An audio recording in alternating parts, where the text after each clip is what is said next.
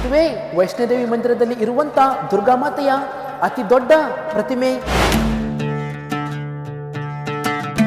Limca book of world ರೆಕಾರ್ಡ್ನಲ್ಲಿ ಇದು ದಾಖಲಾಗೋಕೆ ಕಾರಣ ಏನು?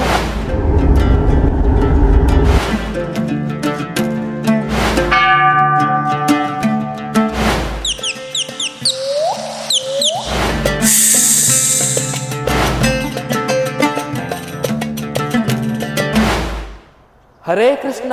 ಯಾವ ಜಾಗದಲ್ಲಿ ರಾಧಾಕೃಷ್ಣರ ಅಮೋಘವಾದ ರಾಸಲೀಲೆ ಆಗ್ತಾ ಇತ್ತು, ಯಾವ ಸ್ಥಳದಲ್ಲಿ ಪ್ರಭು ಶ್ರೀಕೃಷ್ಣರು ಗೋಪಿಕೆಯರ ಬಟ್ಟೆ ಕದಿತಾ ಇದ್ರು, ಯಾವ ಜಾಗದಲ್ಲಿ ಕೇಶಿ ರಾಕ್ಷಸನ ಅಂತ್ಯ ಆಯಿತು, ಹಾಗೆ ಯಾವ ಪವಿತ್ರವಾದಂಥ ಸ್ಥಳದಲ್ಲಿ ಶ್ರೀ ಮಹಾದೇವ ಅವರಿಗೆ ಗೋಪೇಶ್ವರ ಅನ್ನೋ ಹೆಸರು ನಾಮಕರಣ ಆಯಿತು, ಯಾವ ಸ್ಥಳದಲ್ಲಿ ಪ್ರಭು ಶ್ರೀಕೃಷ್ಣ ಹಾಗೂ ಶ್ರೀ ರಾಧಾರಾಣಿಯವರ ಕಾಲಿನ ಸ್ಪರ್ಶದಿಂದ ದಟ್ಟವಾದ ಕಾಡು ಸುಂದರವಾದ ಅರಣ್ಯವಾಗಿ ಬದಲಾಯಿತು, ಅದೇ ಜಾಗ ಅಂದರೆ ಮಥುರಾ ಜಿಲ್ಲೆಯ ವೃಂದಾವನದಲ್ಲಿ ಇವತ್ತು ನಾನಿದ್ದೀನಿ. ಇವತ್ತಿನ ವಿಡಿಯೋದಲ್ಲಿ ನಿಮಗೆ ಕಳಿಂಗನ ವಿಗ್ರಹ ಹಾಗೆ ಪ್ರಭು ಶ್ರೀಕೃಷ್ಣರು ಗೋಪಿಕೆಯರ ಬಟ್ಟೆ ಕದ್ದು ಹತ್ತಿ ಕೂರ್ತಾ ಇದ್ದಂಥ ಆ ಮರದ ಬಗ್ಗೆ, ಈ ಎಲ್ಲ ಪವಿತ್ರವಾದಂಥ ಸ್ಥಳಗಳ ಬಗ್ಗೆ ಈ ವಿಡಿಯೋದಲ್ಲಿ ನಿಮಗೆ ಸಂಪೂರ್ಣವಾಗಿ ಅರ್ಥ ಮಾಡಿಸೋಕೆ, ಸಂಪೂರ್ಣವಾಗಿ ತೋರಿಸೋಕೆ ನಾನು ಪ್ರಯತ್ನ ಪಡ್ತೀನಿ. ಸೊ ಯಾರೆಲ್ಲ ವಿಡಿಯೋ ನೋಡ್ತಾ ಇದ್ದೀರಾ, ಮಿಸ್ ಮಾಡದೆ ವಿಡಿಯೋನ ಪೂರ್ತಿಯಾಗಿ ನೋಡಿ. ಹಾಗೆ ನಿಮಗೆ ಇಷ್ಟ ಆದರೆ ಮಾತ್ರ ವಿಡಿಯೋಗೆ ಲೈಕ್ ಮಾಡಿ, ಇಲ್ಲಾಂದರೆ ಪರವಾಗಿಲ್ಲ ವಿಡಿಯೋಗೆ ಡಿಸ್ಲೈಕ್ ಮಾಡಿ. ಹಾಗೆ ಕಾಮೆಂಟ್ ಬಾಕ್ಸಲ್ಲಿ ಹರೇ ಕೃಷ್ಣ ಅಂತ ಕಾಮೆಂಟ್ ಮಾಡೋದು ಯಾವುದೇ ಕಾರಣಕ್ಕೂ ಮರಿಬೇಡಿ. ಬನ್ನಿ ಇವತ್ತಿನ ವಿಡಿಯೋನ ಶುರು ಮಾಡೋಣ.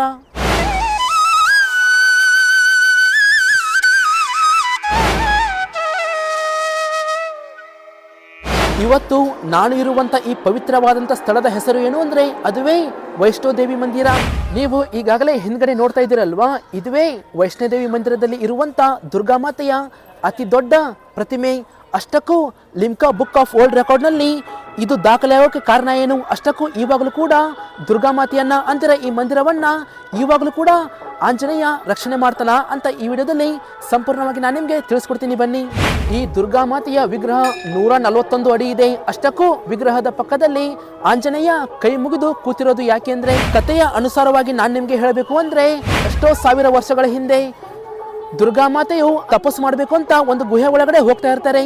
ಆವಾಗ ಅದೇ ಸಮಯಕ್ಕೆ ಗುಹೆ ಒಳಗಡೆ ಹೋದ್ಮೇಲೆ ಭೈರವನಾಥನು ಹೇಗಾದ್ರೂ ಮಾಡಿ ದುರ್ಗಾಮಾತೆಯ ತಪಸ್ಸನ್ನ ಭಂಗ ಮಾಡಬೇಕು, ಅದನ್ನ ನಿಲ್ಲಿಸಬೇಕು ಅಂತ ಅವನು ಕೂಡ ಎಷ್ಟೋ ಸಾರಿ ಪ್ರಯತ್ನ ಪಡ್ತಾನೆ. ಆದ್ರೆ ಅದೇ ಸಮಯಕ್ಕೆ ಆಂಜನೇಯ ಏನ್ ಮಾಡ್ತಾನೆ ಅಂದ್ರೆ, ಏನಾದ್ರೂ ಆಗ್ಲಿ ಆದ್ರೆ ದುರ್ಗಾಮಾತೆಯ ತಪಸ್ಸು ಯಾವುದೇ ಕಾರಣಕ್ಕೂ ಭಂಗ ಆಗಬಾರ್ದು ಅಂತ ಅವನು ಭೈರವನಾಥನೊಂದಿಗೆ ಎಷ್ಟೋ ದಿನಗಳ ಕಾಲ ಯುದ್ಧ ಮಾಡ್ತಾನೆ.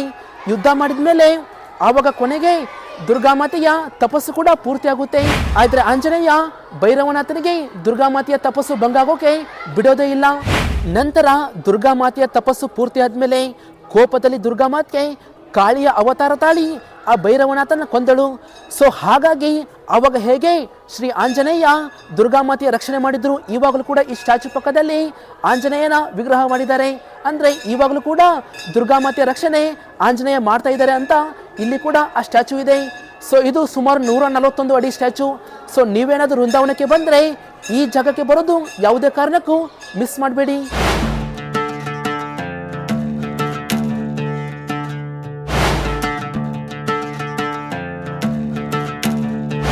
ಈ ವಿಗ್ರಹದ ಕೆಳಗಡೆ ದುರ್ಗಾಮಾತೆಯ ದೇವಸ್ಥಾನ ಕೂಡ ಇದೆ. ನೀವು ಕೂಡ ಅಲ್ಲಿ ಭೇಟಿ ಕೊಡಬಹುದು. ಹಾಗೆ ಇಲ್ಲಿ ಇನ್ನೊಂದು ಖುಷಿಯ ವಿಚಾರ ಏನು ಅಂದರೆ, ಇಲ್ಲಿ ಒಳಗಡೆ ನಿಮಗೆ ಫೋನ್ ಖಂಡಿತ ಅಲೌಡ್ ಇದೆ. ನೀವು ಹೇಗೆ ಬೇಕಾದರೂ ಎಲ್ಲಿ ಬೇಕಾದರೂ ವಿಡಿಯೋ ಮಾಡ್ಬೋದು, ಫೋಟೋ ತೆಗಿಬೋದು. ಸೊ ಅದಕ್ಕೆ ಯಾವುದೇ ರೀತಿಯ ತೊಂದರೆ ಅಂತೂ ಆಗಲ್ಲ. ಸೊ ಒಳಗಡೆ ನೀವು ದುರ್ಗಾಮಾತೆಯ ದರ್ಶನ ಕೂಡ ಪಡಿಬಹುದು. ನಿಮಗೆ ಒಂದು ರೀತಿ ಶಾಂತತೆ ಅನುಭವ ಅಂತೂ ಆಗೋದು ಇಲ್ಲಿ ಖಂಡಿತ ಖಚಿತ. ಒಳಗಡೆ ತುಂಬ ಸುಂದರವಾಗಿ ಪ್ರತಿಯೊಂದು ದೇವರ ಅವತಾರಗಳನ್ನು ಇದೇ ಗೋಡೆಯ ಮೇಲೆ ಕೆತ್ತಿದ್ದಾರೆ. ಸೊ ಬೃಂದಾವನಕ್ಕೆ ಬಂದರೆ ಈ ಜಾಗಕ್ಕೆ ಬರೋದು ಯಾವುದೇ ಕಾರಣಕ್ಕೂ ಮಿಸ್ ಮಾಡಬೇಡಿ.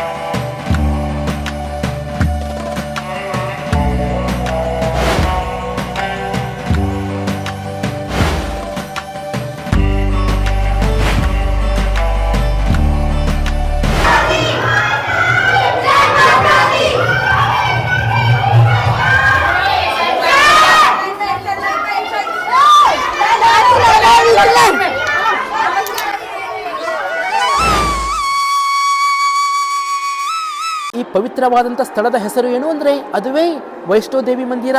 ಅಷ್ಟಕ್ಕೂ ಇದು ವೃಂದಾವನದಲ್ಲಿಯೇ ಇದೆ. ನೀವೇನಾದರೂ ವೃಂದಾವನಕ್ಕೆ ಬಂದರೆ ಯಾವುದೇ ಕಾರಣಕ್ಕೂ ಈ ಜಾಗಕ್ಕೆ ಬರೋದು ಖಂಡಿತ ಮಿಸ್ ಮಾಡಬೇಡಿ. ಅಂದರೆ ಪ್ರೇಮ್ ಮಂದಿರಿಂದ ಸುಮಾರು 3-4 ಕಿಲೋಮೀಟರ್ ನೀವು ಮುಂದೆ ಬಂದರೆ ಅಲ್ಲಿಯೇ ಈ ವೈಷ್ಣೋದೇವಿ ಮಂದಿರ ಸಿಗುತ್ತೆ.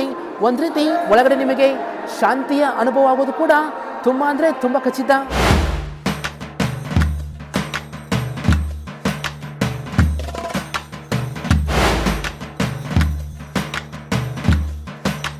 ದ್ವಾಪರ ಯುಗದಲ್ಲಿ ಪ್ರಭು ಶ್ರೀಕೃಷ್ಣರ ಜೊತೆ ಯುದ್ಧ ಮಾಡಿದಂಥ ಅಂದರೆ ಕಾದಾಡಿದಂಥ ಒಂದು ಕಾಳಿಯನಾಗ ಇವತ್ತಿಗೂ ಕೂಡ ವೃಂದಾವನ ಸಮೀಪ ಜೈತನ ಊರಲ್ಲಿ ಇದೇ ಕಲ್ಲಿನ ರೂಪದಲ್ಲಿ ಇವತ್ತಿಗೂ ಕೂಡ ಇದೆ. ಇದರ ಕಥೆ ಏನು, ಅಷ್ಟಕ್ಕೂ ಕಾಳಿಯನ ಕಲ್ಲಿನ ರೂಪದಲ್ಲಿ ಈ ವಿಗ್ರಹದಲ್ಲಿ ಇರೋದು ಯಾಕೆ ಅಂತ ನಾನು ನಿಮಗೆ ಸಂಪೂರ್ಣವಾಗಿ ತಿಳಿಸ್ತೀನಿ. ಪ್ರಭು ಶ್ರೀಕೃಷ್ಣರು ಕಾಳಿಯನನ್ನ ಸಂಹಾರ ಮಾಡೋದೇ ಇಲ್ಲ, ಆದರೂ ಕೂಡ ಈ ಜಾಗದಲ್ಲಿ ಕಾಳಿಯನು ಯಾಕೆ ವಿಗ್ರಹ ರೂಪದಲ್ಲಿ ಇದ್ದಾನೆ ಅಂತ ನಾನು ನಿಮಗೆ ಸಂಪೂರ್ಣವಾಗಿ ಹೇಳ್ತೀನಿ ಕೇಳಿ. ದ್ವಾಪರ ಯುಗದಲ್ಲಿ ಯಮುನಾ ನದಿಯಲ್ಲಿ ಕಾಳಿಯನು ವಾಸ ಮಾಡ್ತಾ ಇರ್ತಾನೆ. ಆದರೆ ಆ ನದಿಯ ದಡದಲ್ಲಿ ಯಾರೆಲ್ಲ ಮಕ್ಕಳು ಆಟ ಆಡ್ತಾ ಇರ್ತಾರೋ ಹಾಗೆ ಮೇಕೆಗಳು ಈ ರೀತಿ ಪ್ರತಿಯೊಂದು ಪ್ರಾಣಿಗಳನ್ನ ಅವನು ಒಳಗಡೆ ಎಳ್ಕೊಂಡು ಪ್ರತಿಯೊಂದನ್ನು ಕೊಲ್ತಾ ಇರ್ತಾನೆ. ಸೊ ಕೊನೆಗೆ ಈ ವಿಷಯ ಪ್ರಭು ಶ್ರೀಕೃಷ್ಣನಿಗೆ ಗೊತ್ತಾಗುತ್ತೆ. ಕಾಳಿಯನ ಅಹಂಕಾರವನ್ನ ಹೇಗಾದ್ರೂ ಮಾಡಿ ಮುರಿಲೇಬೇಕು ಅಂತ ಪ್ರಭು ಶ್ರೀಕೃಷ್ಣರು. ಸೊ ನೀವು ಅಲ್ಲಿ ನೋಡ್ತಾ ಇದ್ದೀರಲ್ವಾ, ಅದೇ ರೀತಿ ಅವನ ಬಾಲವನ್ನು ಎತ್ತಿ ಹಿಡಿದು ಜೋರಾಗಿ ನೆಲಕ್ಕೆ ಹೊಡೆದು ಅವನ ತಲೆಯ ಮೇಲೆ ಕೋಪದಲ್ಲಿ ನೃತ್ಯ ಮಾಡ್ತಾರೆ. ಆವಾಗ ಕಾಳಿಯನ ಅಹಂಕಾರ ಸಂಪೂರ್ಣವಾಗಿ ಕಮ್ಮಿ ಆಗುತ್ತೆ. ಸೊ ಅದಾದ್ಮೇಲೆ ಅವನು ಕ್ಷಮೆ ಕೂಡ ಕೇಳ್ತಾನೆ. ಆದರೆ ಪ್ರಭು ಶ್ರೀಕೃಷ್ಣನ ಕೋಪ ಅಲ್ಲಿಗೆ ನಿಲ್ಲೋದಿಲ್ಲ. ಯಾಕಂದ್ರೆ ಇವನು ಹಲವಾರು ಜನರನ್ನ ಕೊಂದಿರ್ತಾನೆ. ಹಲವಾರು ಮೇಕೆಗಳು, ಹಸುಗಳು, ಹೀಗೆ ಹಲವಾರು ಜನರ ಬಲಿನ ಈ ಕಳಿಂಗ ಸರ್ಪ ಅದೇ ಯಮುನಾ ನದಿಯಲ್ಲಿ ತಗೊಂಡಿರುತ್ತೆ. ಸೊ ಹಾಗಾಗಿ ಪ್ರಭು ಶ್ರೀಕೃಷ್ಣರಿಗೆ ಇವನ ಮೇಲೆ ಸಿಕ್ಕಾಪಟ್ಟೆ ಕೋಪ ಬಂದಿರುತ್ತೆ. ಆವಾಗ ಕೋಪದಲ್ಲಿ ಪ್ರಭು ಶ್ರೀಕೃಷ್ಣರು ಇನ್ನೇನು ಆ ಕಾಳಿಯ ನಾಗನನ್ನು ಸಂಹಾರ ಮಾಡಬೇಕು ಅಂತ ಅನ್ನುವಷ್ಟರಲ್ಲಿ ಅದೇ ಸಮಯಕ್ಕೆ ಕಾಳಿಯನ ಹೆಂಡತಿಯರು ಅಂದರೆ ಅವನ ಹೆಂಡತಿಯರು ಅದೇ ಜಾಗಕ್ಕೆ ಓಡೋಡಿ ಬರ್ತಾರೆ. ಬಂದು ಪ್ರಭು ಶ್ರೀಕೃಷ್ಣರಿಗೆ ಕೈ ಮುಗಿದು ಕೇಳ್ಕೊತಾರೆ, ಯಾವುದೇ ಕಾರಣಕ್ಕೂ ನಮ್ಮ ಗಂಡನನ್ನು ಸಂಹಾರ ಮಾಡಿಬಿಡಿ ಅಂತ ಕೈ ಮುಗಿದು ಪ್ರಭು ಶ್ರೀಕೃಷ್ಣರಿಗೆ ಕೇಳ್ಕೊತಾರೆ. ಆವಾಗ ಪ್ರಭು ಶ್ರೀಕೃಷ್ಣರು ಕಳಿಂಗ ಸರ್ಪವನ್ನ ಅಂದರೆ ಈ ಕಳಿಂಗನನ್ನ ಬಿಟ್ಬಿಡ್ತಾರೆ. ಆದರೆ ಪ್ರಭು ಶ್ರೀಕೃಷ್ಣರು ಕಳಿಂಗನಿಗೆ ಒಂದು ಷರತ್ತು ಹಾಕ್ತಾರೆ, ಒಂದು ಶಾಪ ಕೊಡ್ತಾರೆ. ಆವಾಗ ಪ್ರಭು ಶ್ರೀಕೃಷ್ಣರು ಏನು ಹೇಳ್ತಾರೆ ಅಂದರೆ, ಆಯಿತು ನಾನು ಇವನಿಗೆ ಏನು ಮಾಡಲ್ಲ, ಇವನನ್ನು ಬಿಟ್ಬಿಡ್ತೀನಿ, ಆದರೆ ನೀವು ನನಗೆ ಒಂದು ಮಾತು ಕೊಡಬೇಕು. ಏನಂದರೆ ನೀವು ಈ ಯಮುನಾ ನದಿ ಬಿಟ್ಟು ತುಂಬ ಅಂದರೆ ತುಂಬ ದೂರ ಹೋಗಬೇಕು, ಯಾವುದೇ ಕಾರಣಕ್ಕೂ ಮತ್ತೆ ಈ ಕಡೆ ಬರಲೇಬಾರ್ದು. ಹಾಗೆ ಕಾಳಿಯ ನೀನು ಹೋಗಬೇಕಾದ್ರೆ ಯಾವುದೇ ಕಾರಣಕ್ಕೂ ಈ ವೃಂದಾವನ ಕಡೆ ಮುಖ ಮಾಡಿ ನೋಡಲೇಬಾರ್ದು. ಅಕಸ್ಮಾತ್ ನೀ ಏನಾದರೂ ಮತ್ತೆ ತಿರುಗಿ ಈ ಕಡೆ ಮುಖ ಮಾಡಿ ನೋಡಿದ್ರೆ ಅದೇ ಜಾಗದಲ್ಲಿ ನೀನು ಒಂದು ಕಲ್ಲಿನ ರೂಪದಲ್ಲಿ ಆಗೋಗ್ತೀಯ. ಇದು ನಾನು ಕೊಡ್ತಾ ಇರುವಂತ ಶಾಪ ಅಂತ ಹೇಳಿ ಪ್ರಭು ಶ್ರೀಕೃಷ್ಣರು ಕಾಳಿಯನಿಗೆ ಶಾಪ ಹಾಕ್ತಾರೆ. ಆದರೆ ಕಾಳಿಯನು ಪ್ರಭು ಶ್ರೀಕೃಷ್ಣನು ಹಾಕಿರುವ ಶಾಪದ ಬಗ್ಗೆ ಜಾಸ್ತಿ ಯೋಚನೆ ಮಾಡೋದೇ ಇಲ್ಲ. ಅವನ ಹೆಂಡತಿಯರನ್ನು ಕರ್ಕೊಂಡು ಬೃಂದಾವನದಿಂದ ಇದೇ ಜೈತನ ಊರಿನ ಮೇಲೆ ಹೋಗಬೇಕಾದ್ರೆ ಅವನು ತಪ್ಪು ಮಾಡೇ ಬಿಡ್ತಾನೆ. ಏನಂದ್ರೆ ಈ ಜಾಗದಲ್ಲಿ ಮತ್ತೆ ತಿರುಗಿ ಬೃಂದಾವನ ಕಡೆ ಮುಖ ಮಾಡಿ ನೋಡ್ತಾನೆ. ಆವಾಗ ಪ್ರಭು ಶ್ರೀಕೃಷ್ಣರ ಶಾಪದ ಪ್ರಭಾವ ಅವನು ಇದೇ ಜಾಗದಲ್ಲಿ ಒಂದು ಕಲ್ಲಿನ ವಿಗ್ರಹ ಆಗಿ ಹೋಗ್ತಾನೆ ಅಂತ ಪುರಾಣಗಳಲ್ಲಿ ಕೂಡ ಇದು ಉಲ್ಲೇಖ ಇದೆ. ಸ್ನೇಹಿತರೆ, ಹೀಗಾಗಿ ಪ್ರಭು ಶ್ರೀಕೃಷ್ಣರ ಶಾಪದ ಪ್ರಭಾವದಿಂದ ಕಾಳಿಯನು ಈ ರೀತಿ ಒಂದು ಕಲ್ಲಿನ ರೂಪದಲ್ಲಿ ಆಗೋಗ್ಬಿಟ್ಟ. ಇನ್ನು ಈ ವಿಗ್ರಹದ ಮೇಲೆ ಸುಮಾರು ಬಾರಿ ದಾಳಿ ಕೂಡ ಆಗಿದೆ. ಬ್ರಿಟಿಷರು ಕೂಡ ಈ ವಿಗ್ರಹದ ಮೇಲೆ ದಾಳಿ ಮಾಡ್ತಾರೆ. ಆವಾಗ ದಾಳಿ ಮಾಡಿದಾಗ ಇಲ್ಲಿ ನೋಡ್ತಾ ಇರ್ಬೋದು, ಇದೆಲ್ಲ ಬ್ರಿಟಿಷರು ಹಾಕಿರುವ ಗುಂಡಿನ ಗುರುತುಗಳು. ಸೊ ದಾಳಿ ಮಾಡಿದಾಗ ಇದೇ ಜಾಗದಲ್ಲಿ ಈ ವಿಗ್ರಹದ ಮೇಲೆ ರಕ್ತ ಬರೋಕೆ ಶುರುವಾಗುತ್ತಂತೆ. ಸೊ ಹಾಗಾಗಿ ಬ್ರಿಟಿಷರು ಕೂಡ ಭಯದಿಂದ ಈ ವಿಗ್ರಹಕ್ಕೆ ಏನು ಮಾಡೋದಿಲ್ಲ. ಹಾಗಾಗಿ ಈ ವಿಗ್ರಹ ಇವತ್ತಿಗೂ ಕೂಡ ಈ ಜಾಗದಲ್ಲಿ ಹಾಗೆ ಇದೆ.